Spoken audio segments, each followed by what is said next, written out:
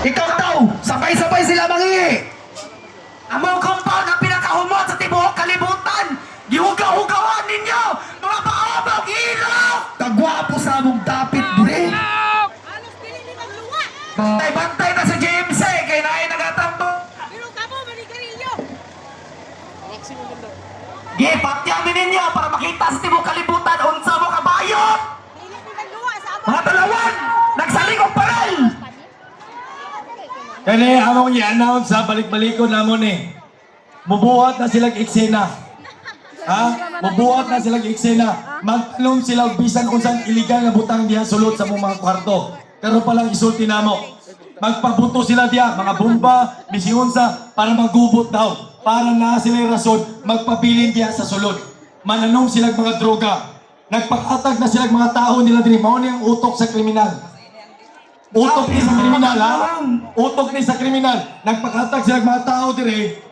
Takpon kanila, butangan kanila droga. Mga dakbayan sa Davao, taga Kingdom of Jesus Christ, kinsa mang naa dire, ayaw mo padakop. Ha?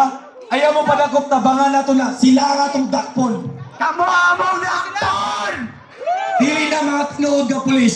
Ang tinuod na pulis na nalipod sa mga katawhan. Ang tinuod na pulis, kabalo nga ang katawan ilang proteksyonan patok sa mga pang-abuso. Nganong kamuman ang nang-abuso, sir? Pang-NPA na.